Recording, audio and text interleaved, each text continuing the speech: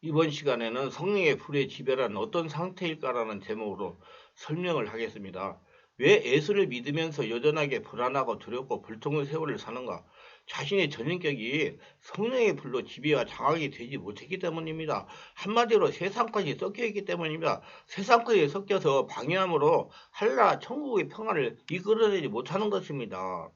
이것은 아주 심각하게 받아들여야 됩니다. 그래야 성령의 역사에 관심을 가져서 성령의 지배를 받는 성도가 될 수 있기 때문입니다. 전인격이 성령의 지배를 받지 않고는 살아있을 때 하나님 나라 천국의 평화를 만끽하고 누리면서 살 수가 없기 때문입니다. 우리 예수 믿는 사람들은 삶의 특징이 있다면 그것이 무엇이라고 생각하십니까?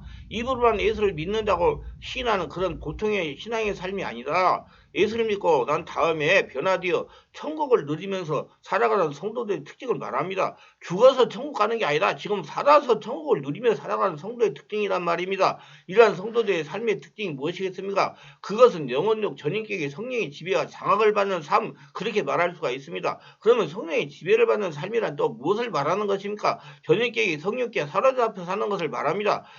성령을 주인으로 모시고 세상을 살아가는 것입니다. 매살 성령이 원하고 성령의 뜻에 따라 사는 것을 성령을 지배받는 삶이라고 말할 수가 있습니다. 성령의 인도를 받아 성령의 능력에 의해서 살아가는 삶을 말하는 것인 줄 믿습니다. 성령님이 나를 지배하고 다스리는 삶, 이전에 우리의 삶이 육체의 본능에 지배하고 살아가는 삶이었고 죄가 지배하는 삶이었다면 이제 예수를 믿고 변화를 받고 난 다음에 나타나는 삶은 성령에서 지배와 장악된 삶이 되어야 되는 것입니다. 지금 우리의 신분은 어떤 신분입니까? 이제 예수 안에서 새로운 생명을 소유하고 태어난 하나님의 자녀들입니다. 그러면 이제는 과거의 세상적이고 육신적인 삶의 방식은 벗어버리고 하나님의 나라 자녀로 살아가야 하는 삶의 방식을 따라야 된다는 것입니다. 그 하나님의 방식을 따르는 삶, 이것이 바로 성령의 지배와 장악을 받는 삶이라고 말하는 겁니다. 그러나 오늘 우리 성도들의 삶은 어떻습니까? 아직도 우리의 많은 부분이 주님의 방식을 따르지 못하고 있습니다. 아직도 내 자아가 내 속에 살아 숨쉬고 있고 아직도 내 뜻이 내 인생의 대부분을 결정하고 있습니다. 어둠의 권세에 속해 있는 죽음의 자리에서 이제는 벗어나 나의 삶을 주장할 쓰고 온전히 이끌어 주시기 원하시는 빛 대신 예수 그리스도를 향해 걸어가야 하는데도 불구하고 우리는 여전히 그 빛을 외면하고 고개를 어둠의 세상을 향해 돌리고 있다는 것입니다. 빨리 알아차리고 성령의 지배와 인도를 받아 빛의 영역으로 돌려야 되는 것입니다. 그래야 전적인 건강을 누릴 수가 있습니다. 이 땅에서 천국을 누릴 수가 있습니다. 우리의 삶에 빛이 크게 비치면 어둠은 작아지게 되고 결국에는 그 어둠이 흔적 없이 물러가게 됩니다. 그러나 반대로 우리 삶의 어둠이 크면 어떻습니까? 빛이 작게 느껴지게 됩니다. 그리고 그 이 상태로 계속 있게 되면 나중에는 그 어둠이 빛을 완전히 삼켜버리게 되는 것입니다. 그래서 예수를 믿어도 예전과 비교해 별로 변화된 것이 없는 여전히 세상 흑암 속에서 헤매며 오히려 더 무능력한 가운데 오히려 더 고통스러운 가운데 삶을 살아가게 된다는 것입니다. 왜냐하면 성령의 역사가 일어나지 않으니까 마귀와 귀신들이 자꾸 장악하기 때문입니다. 그래서 오만 가지 문제가 발생하게 하는 것입니다. 빨리 알아차리고 성령의 지배를 받아야 됩니다.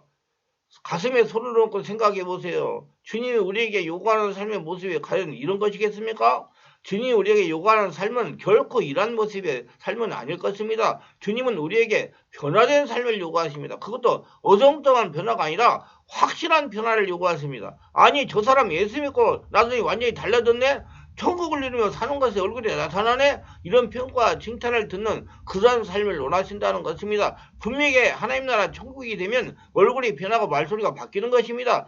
그런데 이렇게 변화되기 위해서 반드시 성령의 역사가 있어야 가능한 겁니다. 성령의 세례를 받고 성령의 불세를 받으며 성령의 지배를 받아야 변화되는 것입니다. 예수를 믿으면서도 변화되지 않는 것은 성령이 없이 이론으로 지식으로 전통으로 믿음 생활하기 때문입니다. 성령의 어두운 영역을 밝은 빛의 영역으로 바꾸지 못하기 때문이다. 반드시 성령으로 세례를 받고 성령의 불로 세례를 받고 성령의 불로 충만을 받고 성령의 인도를 받아 어둠을 빛의 영으로 바꾸려고 관심과 의지를 발휘해야 되는 것입니다. 관심이 있어야 바뀌집니다. 그래서 이런 찬송이 있죠. 내 죄사함 바꿔서 예수를 한뒤 나의 모든 것 다 변했네. 지금 나의 가는 길은 천국길이요. 주의 피로 내 죄 씻었네. 할렐루야. 예수를 믿고 나서 자신의 모든 것이 변화되어지는 것, 바로 이러한 놀라운 삶의 변화의 역사를 하나님은 우리 모두에게 기대하고 계신다는 것입니다. 우리의 신앙의 출발은 예수님이 권능을 믿는 믿음에서 출발하는 것입니다.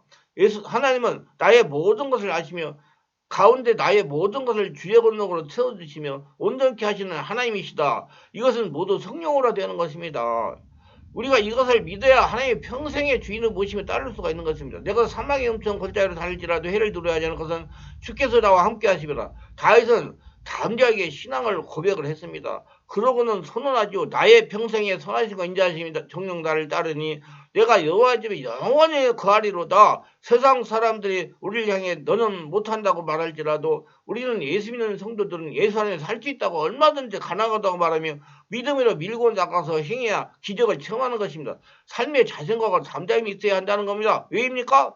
하나님의 권능이 모두 나와 함께 하시기 때문에 성령 역사가 오늘도 나의 삶에 나타나기 때문에 너 가는 길을 누가 비웠거든 확실한 증거를 보여주어라. 성령의 진이 감하여 주사 저들로 참기를 얻으리. 지금 우리 모두가 성령의 다스림 속에서 성령의 인도함 속에서 이런 확실히 변화되어 천국을 만끽하는 인생을 살아갈 수 있기를 주 예수 이름으로 축원합니다. 그러면 오늘 우리가 어떻게 하면 이런 성령의 지배함을 받는 능력 있는 삶을 살아갈 수가 있겠습니까? 여기에 대한 고민이 있어야 진정한 성도일 것입니다.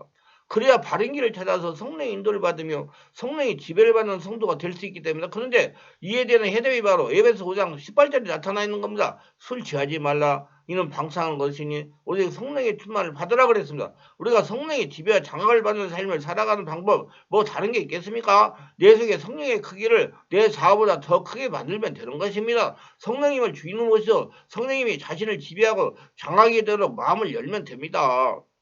성령님을 주인으로 모시고 살면 되는 겁니다. 성령이 내 속에서 끊임없이 임하게 만들어서 그 성령이 나의 삶을 온전히 주장할 수 있도록 자신의 신앙을 가꾸어 나가면 되는 것입니다. 그렇잖아요. 그게 무슨 방법이 있겠습니까? 성령의 지배와 장악된 삶을 살아가는 걸 알고 보면 너무 쉽습니다. 습관이 되지 않기 때문에 어려운 겁니다. 이제 우리에게 성령이 임하게 되어집니까? 교회 예배당에서 성령의 역사는 교회에서 우리가 말씀을 듣고 기도하고 찬송할 때 성령이 임하고 장악이 되는 것입니다. 그래서 성도님들은 교회 예배당이 아주 중요한 것입니다. 성령은 반드시 성령의 역사가 일어나는 장소에서 체험할 수가 있기 때문입니다. 성령 역사가 강하게 일어나는 교회 예배당에서 성령으로 장악이 되어 삶의 현장에서 기도할 때 성령의 지배를 받을 수가 있습니다. 성령 역사가 아니고는 각자에게 웅크리고 있는 어둠의 영역을 밝은 빛의 영으로 바꿀 수가 없어요. 그러면 자연스럽게 환경에 여러 가지 문제가 발생하는 겁니다. 성경은 성령 임재 가운데 보세요. 초대교회 성도들이 언제나 성령을 체험하고 받았습니까? 각 가정마다 모여서 예배하고 말씀을 들을 때 또 마가의 다락방 같은 곳에 모여 그들이 기도하고 찬송할 때 하늘로부터 급하고 강한 바람 같은 성령이 호련히 그들 가운데 임하게 되어졌다는 것입니다. 그래서 가정에만 서만 성경을 보고 기도하라는 얘기가 아니에요. 그때는 그 가정이고 교회였습니다. 초대교회는 그 가정이 교회였어요. 하나님은 언제나 성도를 성전 가운데 좌정하여 계신 줄 믿습니다. 성도는 교회 예배당과 성전된 성도들을 모두 막론하는 것이죠. 지금은 성령으로 거듭난 성도들이 예수님이 주인된 성전입니다. 그래서 지금도 언제나 성령의 역사가 일어나는 교회 예배당에 모여 성경을 보고 말씀을 듣고 기도하고 찬양할 때 성령 세례가 임하고 성령 충만이 임하게 되는 것입니다. 그런데 호련이라는 말이 무슨 말입니까? 갑자기라는 말이죠. 오로지 하나님 말을 생각하여 몰입 집중하여 기도할 때 호련히 갑자기 성령이 장악하시는 것입니다. 성령이 임하시는 것은 전적으로 성령님의 뜻이지만 분명한 것은 적당히 말씀 보고 적당히 기도하고 적당히 찬송할 때 임하는 것이 아니라 마음 중심으로 예배하고 말씀을 깊이 묵상하고 전심으로 기도하고 뜨겁게 찬송할 때 성령은 우리 가운데 분명히 임하게 된다는 사실입니다. 그리고 내 삶 속에 말씀 보는 시간을 늘리고 기도하는 시간을 늘리고 찬송하는 시간을 늘리면 그때 우리도 성령이 충만해야 될 가능성이 더 많아진다는 겁니다. 그 에베소 5장 15, 16절 말씀에 그런즉 너희가 어떻게 행할 것을 자세히 주의하여 지혜 있는 자같이 하지 말고 지혜 없는 자같이 하지 말고 오직 지혜 있는 자같이 하여 세월 아끼라 때가 가니라 그랬습니다. 무슨 뜻입니까? 세상에 뒤에서 하나님의 주신 시간들을 자기 힘으로 사용하여 허송세월 보내지 말고 우리의 시간들을 영적인 부분에 할애해서 말씀과 기도와 찬양의 시간들을 통해서 하나님의 뜻을 온전히 분별하는 가운데 그 뜻대로 살아가는 신앙의 모습이 필요하다는 겁니다. 항상 하나님을 생각하고 집중하는 자세가 중요합니다. 그래서 결과적으로 우리의 삶이 성령이 원하시는 대로, 성령이 이끄시는 대로, 성령이 지배함 받아 살아가게 된다는 것입니다. 성령의 세례를 받고 성령의 불을 받고 성령의 지배하심으로 이끌림 받고 살아가실 분들은 본인이 3474 영이신 충만한 기로 전하셔서 알아보시고 성령으로 세례를 받으시고 성령의 불을 받아 거룩한 하나님의 나라 성전으로 살아가시기를 예수님의 이름으로 축원합니다.